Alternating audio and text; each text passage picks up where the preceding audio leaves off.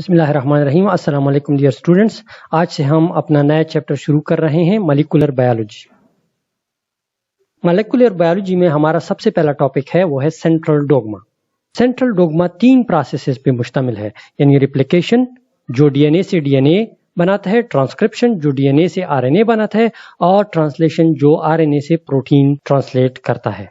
यहाँ पे डायग्रामेटिकली आप ये तीनों प्रोसेसेस को देख सकते हैं जो कि सेंट्रल डोग्मा के 3 प्रोसेसेस हैं। ये डीएनए का एक सिंगल स्ट्रैंड है। पहले स्ट्रैंड के न्यूक्लियोटाइड्स दूसरे स्ट्रैंड के न्यूक्लियोटाइड के साथ हाइड्रोजन बॉन्ड बना के 2 स्ट्रैंड्स आपस में जुड़ जाते हैं और फिर वो डीएनए हेलिक्स बनाते हैं। शारगाफ रूल के मुताबिक डीएनए में प्यूरीन्स और पिरिमिडीन्स की तादाद बराबर होती है और एज ए रिजल्ट एरिनिन की तादाद थाइमीन के बराबर होती है और गुआनिन की तादाद साइटोसिन के बराबर होती है। इसको कहते हैं शारगाफ रूल। डीएनए का एक स्ट्रैंड जब दूसरे स्ट्रैंड के साथ हाइड्रोजन बॉन्ड बनाता है तो उसमें थाइमीन एडेनिन के साथ 2 हाइड्रोजन बॉन्ड बनाते हैं, जबकि साइटोसिन गुआनिन के साथ 3 हाइड्रोजन बॉन्ड बनाता है। थाइमीन और एडेनिन के दरमियान 2 हाइड्रोजन क्यूब बनते हैं और साइटोसिन और गुआनिन के दरमियान 3 हाइड्रोजन क्यूब बनते हैं। इसकी डिटेल मैंने पिछले लेक्चर में आप लोगों को बता दी है। अगर आपने पिछला लेक्चर देखना हो तो नीचे डिस्क्रिप्शन में उसका लिंक दिया हुआ है, वहां पे जाके उस पर क्लिक करें, आप पिछले वीडियो में इसकी डिटेल देख सकते हैं। डीएनए का डबल हेलिक्स जब कंडेंस हो जाता है तो फिर वो न्यूक्लियोसोम्स फिर क्रोमेटोसोम्स बनाता है और उसके बाद मजीद कंडेंस होके क्रोमोसोम बनाता है। न्यूक्लियोसोम के कोर में ये मुख्तलिफ किस्म के हिस्टोन मॉलिक्यूल होते हैं जिनके नाम ये हैं H2A, H2B, H3 and H4। ये दो के पेयर में मौजूद होते हैं, लिहाजा इस तरह ये एक ऑक्टामर बनाते हैं। ये ऑक्टामर और उसके इर्द गिर्द जो डीएनए की स्ट्रैंड वाउंड होती है तो वो जो स्ट्रक्चर बनाता है उसको न्यूक्लियोसोम कोर पार्टिकल कहा जाता है। न्यूक्लियोसोम कोर पार्टिकल के साथ जब लिंकर हिस्टोन मिलता है तो उसको फिर हम क्रोमेटोसोम कहते हैं। अच्छा, न्यूक्लियोसोम क्या चीज है? Nucleosome is the basic structural unit of DNA packaging in eukaryote. ठीक है, बेसिक स्ट्रक्चरल यूनिट है। इसमें डीएनए का एक सेगमेंट होता है जो कि 8 हिस्टोन प्रोटीन मॉलिक्यूलों के गिर्द रैप हुआ होता है, जस्ट लाइक अ थ्रेड रैप्ड अराउंड अ स्पूल। फिर क्रोमेटोसोम क्या होता है? न्यूक्लियोसोम के साथ H1 यानी लिंकर हिस्टोन प्रोटीन बाइंड होता है तो उससे जो स्ट्रक्चर बनता है उसको क्रोमेटोसोम कहा जाता है। यहाँ पे आप हेट्रोक्रोमेटिन और यूक्रोमेटिन डीएनए में देख सकते हैं। अब हेट्रोक्रोमेटिन क्या है और यूक्रोमेटिन क्या है? हेट्रोक्रोमेटिन कंडेंस्ड क्रोमेटिन मटेरियल होता है, जबकि यूक्रोमेटिन थोड़ा सा उसके मुकाबले में लूज स्ट्रक्चर होता है। हेट्रोक्रोमेटिन ट्रांसक्रिप्शन के लिए इनएक्टिव होता है, जबकि यूक्रोमेटिन ट्रांसक्रिप्शन के लिए एक्टिव होता है और यूक्रोमेटिन में जीन्स की तादाद भी ज्यादा होती है। जब आप डीएनए की फिजिकल स्ट्रक्चर की बात करते हैं तो वो इस तरह डबल हेलिक्स हमें नजर आता है और ये है डीएनए की डिजिटल फॉर्म जिसमें आप 4 बेसिस के 1 लेटर कोड देख सकते हैं। ये डीएनए की कॉम्प्लीमेंट्री पेयरिंग है। यहाँ पे आप डीएनए रिप्लिकेशन देख सकते हैं जिसमें 1 से 2, 2 से 4, 4 से 8, 8 से 16 और 16 से 32 इसी तरह डीएनए की मल्टीपल कॉपियां बनती रहती हैं। यही सेम प्रोसेस पीसीआर में भी होता है। अब पीसीआर के स्टेप्स क्या हैं? पीसीआर में सबसे पहले रूम टेम्परेचर पर मिक्सचर तैयार किया जाता है। उसके बाद 95 डिग्री सेंटीग्रेड टेम्परेचर होता है, उस पे डीएनए के 2 स्ट्रैंड्स एक दूसरे से अलग हो जाते हैं और ये टेम्परेचर 5 मिनट के लिए दिया जाता है। इसके बाद जो दूसरा स्टेज आता है पहले स्टेप में वो भी 95 डिग्री सेंटीग्रेड का होता है और ये 10 से 20 सेकंड के लिए होता है। इसके बाद टेम्परेचर को कम किया जाता है, 58 डिग्री सेंटीग्रेड तक इसको लाया जाता है। इस दौरान क्या होता है कि फॉरवर्ड प्राइमर और रिवर्स प्राइमर डीएनए के स्ट्रैंड्स के साथ बाइंड हो जाते हैं और ये टेम्परेचर 30 से 60 सेकंड के लिए पीसीआर में दिया जाता है। इसके बाद थोड़ा सा टेम्परेचर बढ़ा दिया जाता है 72 डिग्री सेंटीग्रेड तक। इस दौरान पॉलीमराइजेशन होता है और पॉलीमराइजेशन के लिए टाइम 45 से 90 सेकंड तक दिया जाता है। जब सेकंड साइकिल शुरू हो जाता है तो सेकंड साइकिल में फिर शुरू वाले स्टेप की जरूरत नहीं होती है। अब ये 95 डिग्री सेंटीग्रेड 10 से 20 सेकंड तक दिया जाता है। इसके बाद 58 डिग्री सेंटीग्रेड, फिर 72 डिग्री सेंटीग्रेड और इस तरह फिर तीसरा साइकिल चलता है पीसीआर में। और इस तरह साइकिल चलते चलते चलते जब 35 साइकिल तक पहुंच जाती है बात, तो उस दौरान एक आखिरी टेम्परेचर भी दिया जाता है, वो होता है 25 डिग्री सेंटीग्रेड, और इस पे पीसीआर बंद हो जाता है।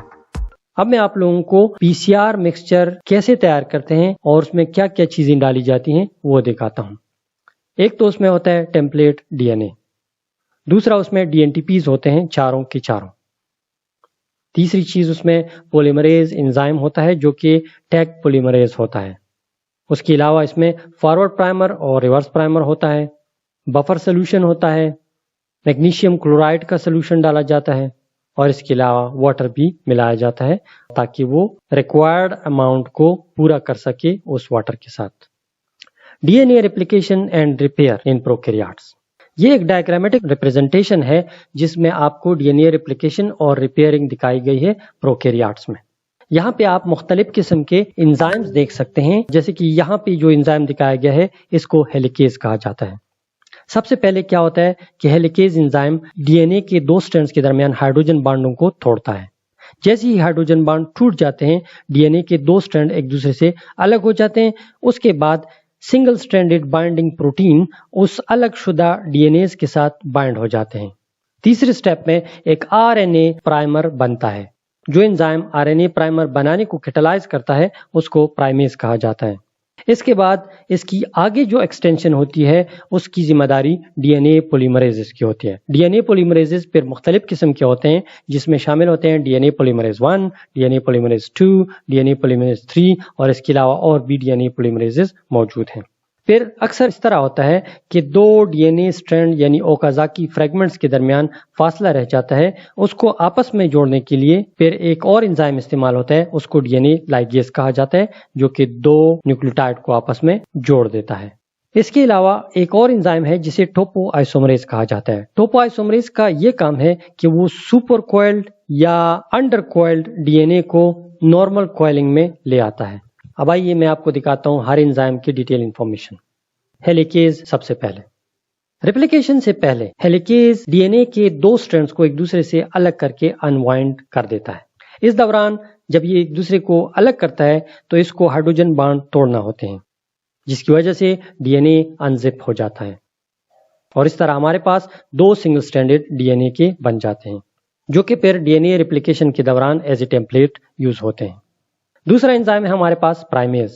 बैक्टीरिया में प्राइमेज डीएनए हेलिकेज के साथ बाइंड होकर एक कॉम्प्लेक्स बनाता है जिसे प्राइमोसोम कहा जाता है। हेलिकेज का काम यह होता है कि वो प्राइमेज को एक्टिवेट भी करता है। इसके बाद प्राइमेज का ये काम होता है कि वो एक छोटा सा शॉर्ट प्राइमर सिंथेसाइज करता है जो कि आरएनए प्राइमर होता है।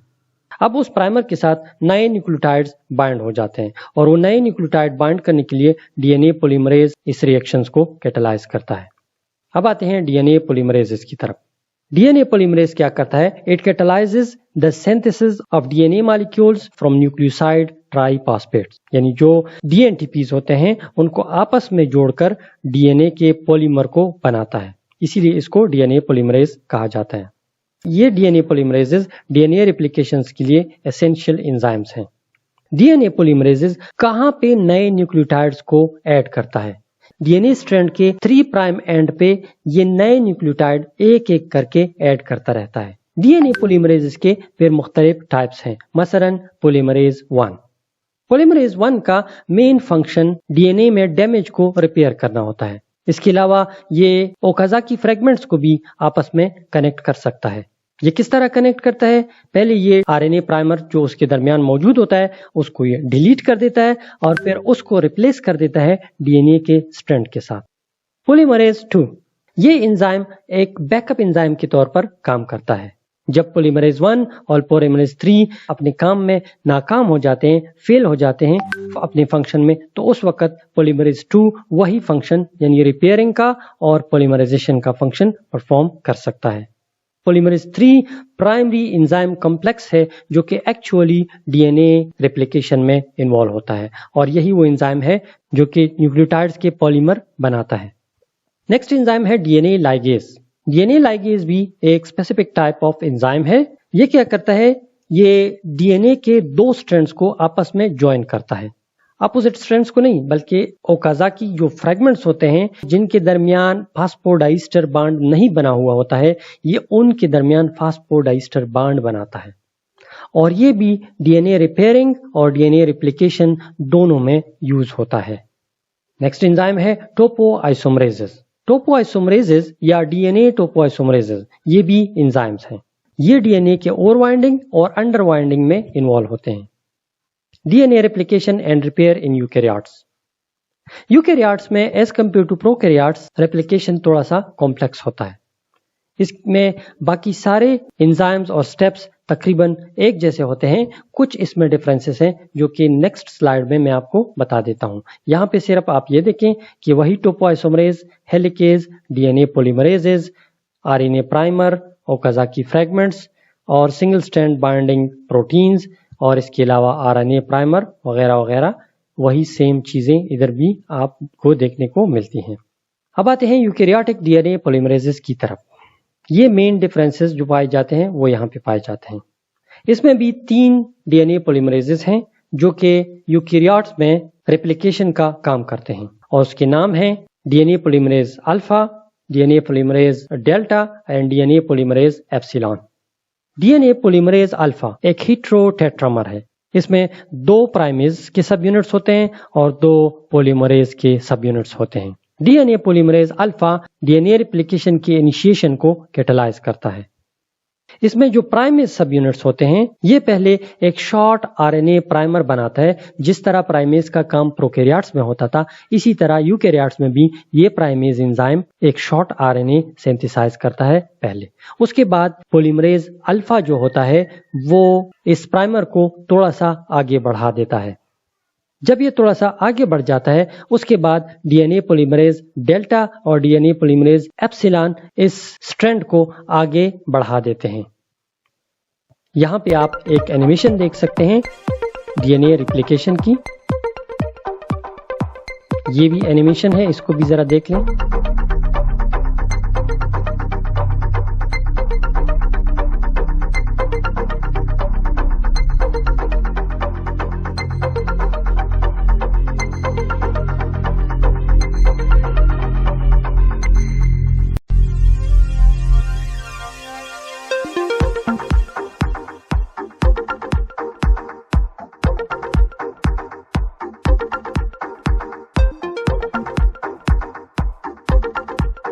तो इस तरह आज का ये लेक्चर भी यहाँ पे कंप्लीट हो जाता है। Thank you. Allah Hafiz.